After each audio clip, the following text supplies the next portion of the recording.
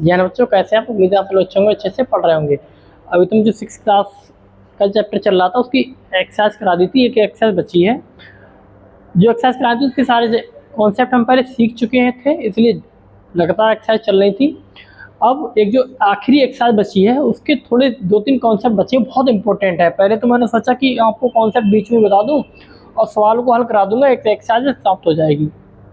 लेकिन जब मैंने देखा सवाल तो उसके 2-3 ही हैं एग्जाम्पल में, लेकिन जो कॉन्सेप्ट है वो बहुत इंपॉर्टेंट है, वो आगे तक काम आने वाली चीज़ें हैं, हर क्लास में काम आने वाली चीज़ें हैं। तो फिर मैंने सोचा कि इसकी एक प्रॉपर क्लास ही बना देते हैं, भले छोटी सी क्लास बने लेकिन क्लास बनाएंगे इसकी अलग। तो क्लास बहुत इम्पोर्टेंट है। ये जो रूल हम बता रहे हैं ये सारे आगे के सभी कक्षाओं में काम आने वाले हैं, सभी कक्षाओं में, ठीक है। तो उसको ध्यान से सीखें। देखो इसमें कोष्ठक या ब्रैकेट के बारे में पहले हम बता रहे हैं। ये होती है रेखा कोष्ठक, इसे बोलते हैं रेखा कोष्ठक या रेखा ब्रैकेट, ठीक है। लगी होती है, बताएंगे कैसे लगी होती है। ये होती है छोटी कोष्ठक या छोटी ब्रैकेट, छोटी ब्रैकेट, ठीक है।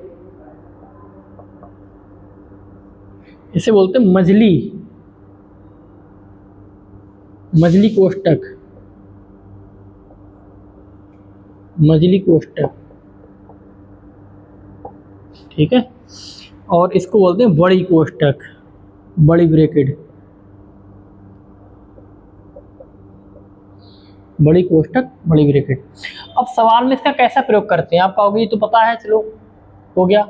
जब भी सवाल में सारी ब्रैकेटें लगी हों, सबसे पहले हम रेखा कोष्ठक को हल करते हैं, क्रम भी लिख दे रहे हैं। उसके बाद छोटी कोष्ठक को हल करते हैं, ठीक।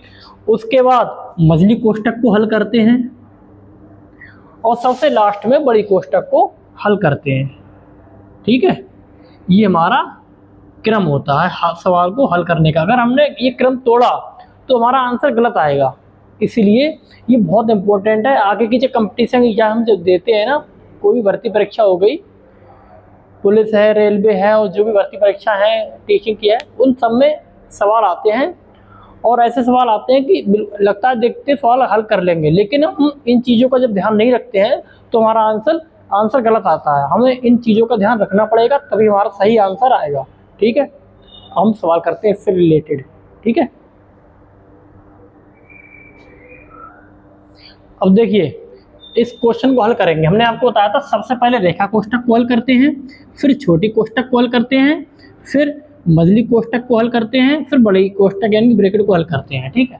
अब इसमें रेखा कोष्ठक है नहीं कहीं पे, रेखा ब्रैकेट कहीं पे नहीं है, छोटी ब्रैकेट है, ठीक है, हाँ छोटी ब्रैकेट है। तो सबसे पहले हम छोटी ब्रैकेट को ही हल करेंगे, बाकी सब कुछ ऐसा ही लिख देंगे, ठीक है। छोटी ब्रैकेट के अंदर क्या है, 18 - 5, तो 18 में से 5 गए 13, इसको देखो हल कर लिया हमने, ठीक। अब मछली ब्रैकेट को हल करेंगे हम, 18 - 14, मछली ब्रैकेट हल करो, 16 में से 13 गए, कितने बचे, 3। अब हम बड़ी कोष्ठक यानी बड़ी ब्रैकेट हल करेंगे, बड़ी ब्रैकेट हल करेंगे तो 4 + 3 कितने हो गए, 7। अब सारी ब्रैकेटें हल हो गई। अब 18 में से 7 गए, कितने होते हैं, 18 में 7 जा कितने होंगे, 11। यही हमारा आंसर है।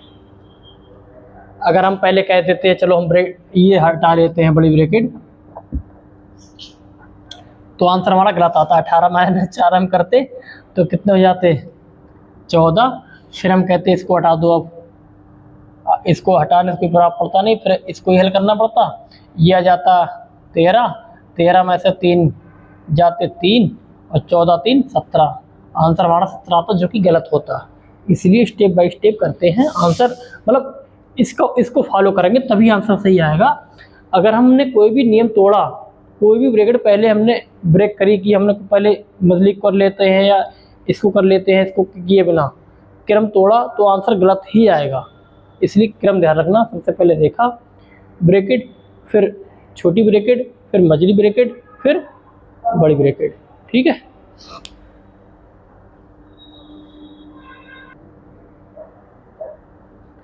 अब देखिए इस सवाल को हल करेंगे। इसमें देखो सारी ब्रैकेटें हैं, क्रम क्या होता है, सबसे पहले हम रेखा ब्रैकेट को हल करेंगे, फिर छोटी ब्रैकेट को हल करेंगे, फिर मझली ब्रैकेट को हल करेंगे, फिर बड़ी ब्रैकेट को हल करेंगे। ये हमारा होता है क्रम। ठीक है, ये क्रम होता है।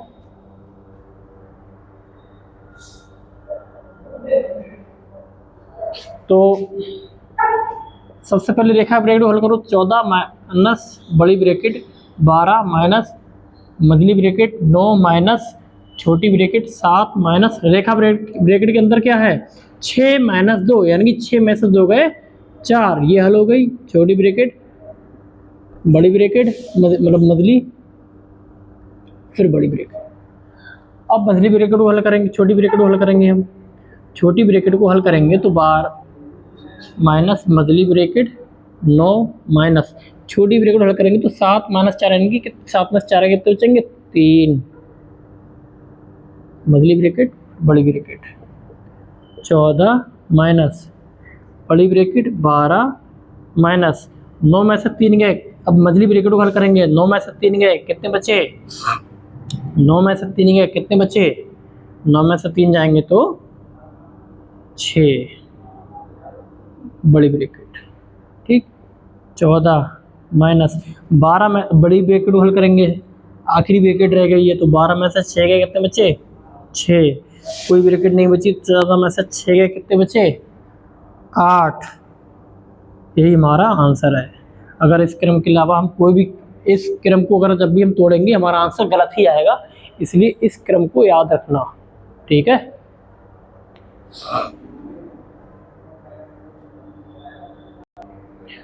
अब देखो बहुत महत्वपूर्ण अगला नियम, ये 2 नियम थे, एक तो ब्रैकेट वाला, एक है BODMAS वाला। ये 2 नियम तो बहुत महत्वपूर्ण है, हर क्लास में काम आते हैं। ये नियम कैसे क्या कहता है, BODMAS का मतलब होता है B for bracket, O for of मैंने का, D for division, M for multiplication यानी गुणा, A फॉर एडिशन यानी योग जोड़, और S फॉर सब्ट्रैक्शन यानी घटाना। अगर किसी भी सवाल में ये सारी चीज़ें हैं तो सबसे पहले ब्रैकेट हल करेंगे, फिर भाग, फिर गुणा, फिर जोड़, फिर घटाया। अगर ब्रैकेट नहीं है तब क्या करें, ब्रैकेट नहीं है तो अगर इसमें सारे चिन्ह हैं तो सबसे पहले भाग करेंगे, फिर गुणा करेंगे, फिर प्लस करेंगे यानी कि जोड़ करेंगे, फिर माइनस करेंगे। इस नियम का पालन हम करेंगे। इसी याद रखेंगे, BODMAS अंग्रेजी में याद रखेंगे, B फॉर ब्रैकेट, और माने का D for division, M for multiply, A for addition, S for subtraction. ठीक है, इस नियम को याद रखेंगे, हर क्लास में काम आता है। कंपटीशन एग्जाम में तो बहुत ही ज़्यादा यूज होता है, क्योंकि ऐसे ऐसे सिंपल सवाल वो देते हैं ना, ऐसा लगता है तो 6 से 7th क्लास के क्वेश्चन है, लेकिन अगर हम इस नियम का पालन नहीं करते हैं तो वो क्वेश्चन हम पे हल नहीं होते हैं। तो इसलिए ये नियम बहुत इंपॉर्टेंट है, याद रखना।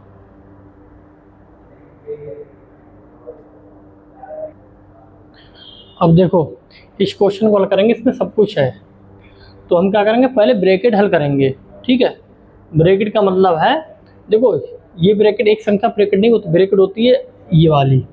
जैसे ये पूरा हिस्सा जो है वो ब्रैकेट का है, ये यहाँ से लेके यहाँ तक ये पूरा हिस्सा है वो ब्रैकेट का है।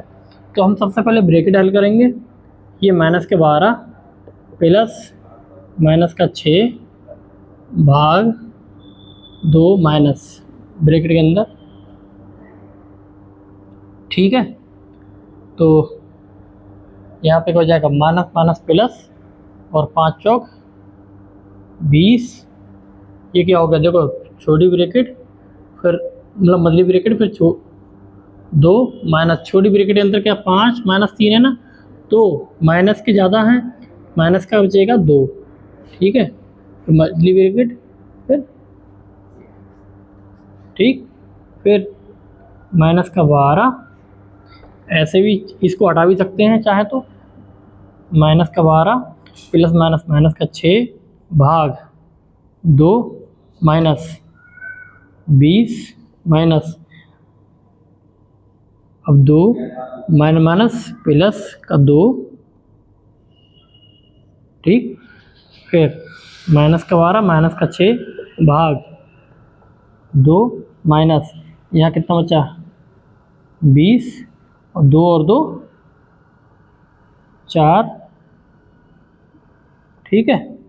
फिर माइनस का 12 माइनस का 6 भाग 2, ब्रैकेट हल करो तो 20 माइनस 4 यानी 16, ठीक है।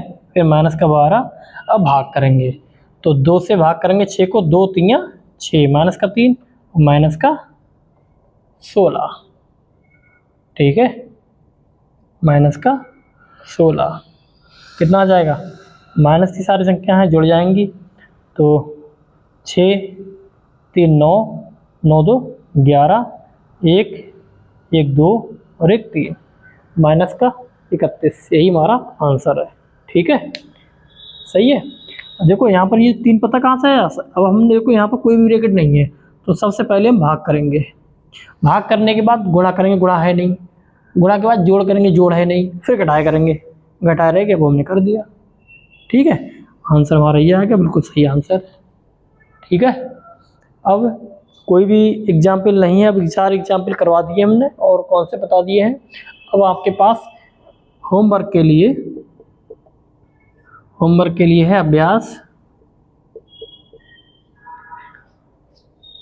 3F, ठीक है। इसको घर से करके लाना अच्छे से, ये दोनों नियम अच्छे से याद रखना, उसके अनुसार होगा, ठीक है। मिलते हैं अगली क्लास में। जय हिंद।